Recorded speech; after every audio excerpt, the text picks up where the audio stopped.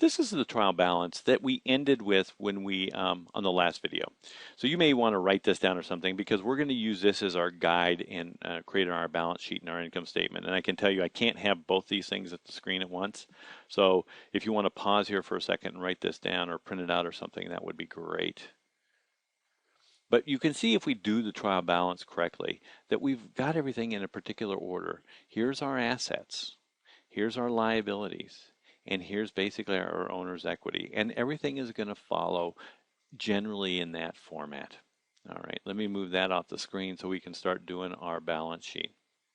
Now, a balance sheet always starts with the company's name. And our name of our company was BTab. The next thing that comes up is balance sheet, which is the name of the financial statement. And the last thing is the date. And I'm going to record the date as December 31st, which we know is true, but we're going to call it 2013. Okay?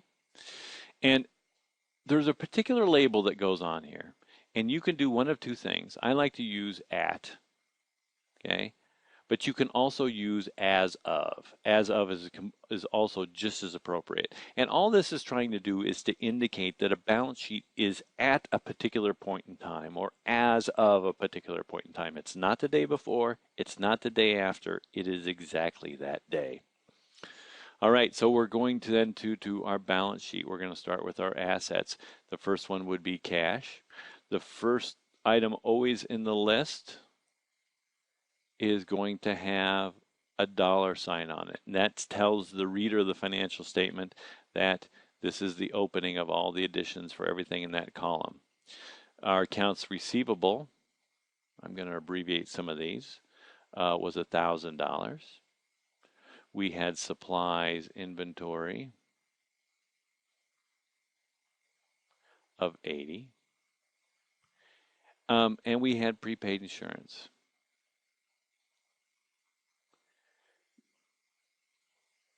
And that was $1,350.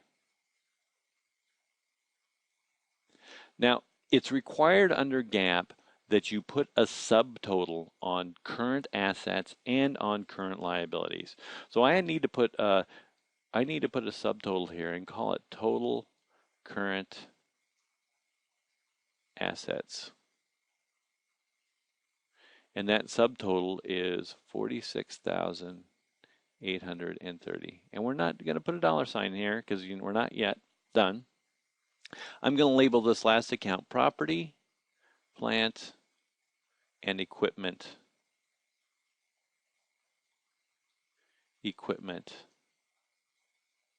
Net.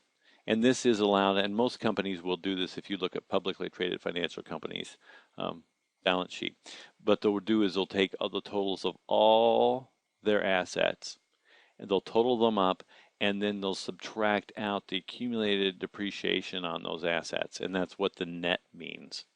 So I can add up the property, plant, and equipment I have, my van and my equipment, which was $70,000. I subtract out my accumulated depreciation of $4,167, and I am going to get the property, plant, and equipment net of $65,833.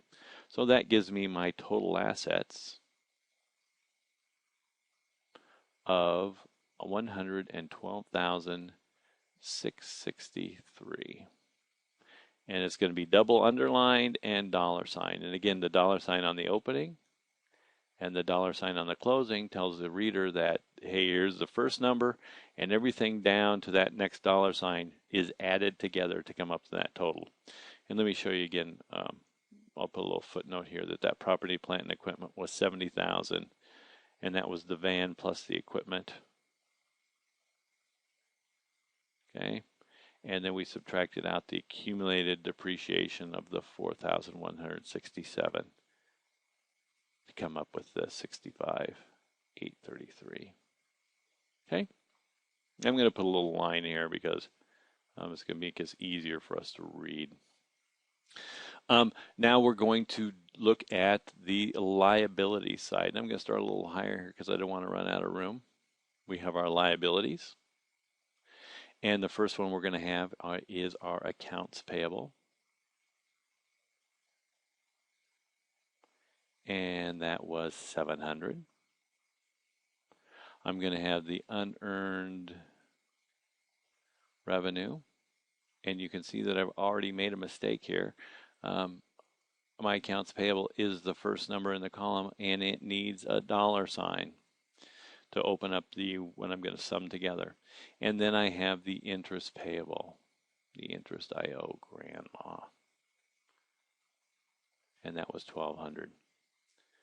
And this is the total of our current liabilities. So I'm going to put a subtotal on it. Total current liabilities. And that total is 7,900. I am then going to show my loan, and this is the loan to grandma of 60,000. So my total liabilities then are 67,900. And again, no subtotal yet, or no dollar sign yet, because we're not done. Next, we're going to go to the equity section, the owner's equity, okay? And the first item we have in this list is common stock. And that was 40,000. We are going to count, we haven't seen before, we haven't talked about yet, and it's retained earnings. And there's a couple things I know here. I'm going to jump ahead here, and I'm going to do a column, a total, here, so total equity. And we don't know what that is yet. And I'm going to then do a column here for total liabilities and equity. And we know what this is, right? We know that the total liabilities and equity have to equal 112,663. Because we know that the assets here, right? The assets from the balance sheet equation, that assets equals liabilities plus owner's equity. So we know those two numbers have to be equal to one another. So at this point, we have 67,900 plus another 40,000. That's 107,900, these two numbers added together.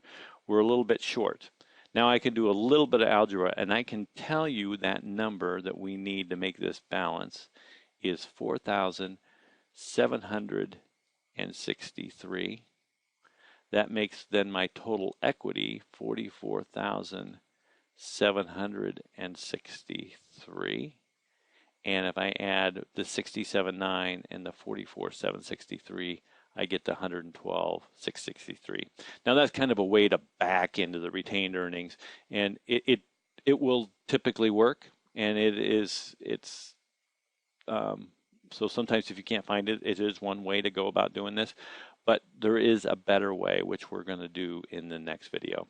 So this is a walkthrough of the balance sheet, and from using the trial balance as a starting point. In the next video, we'll do the income statement.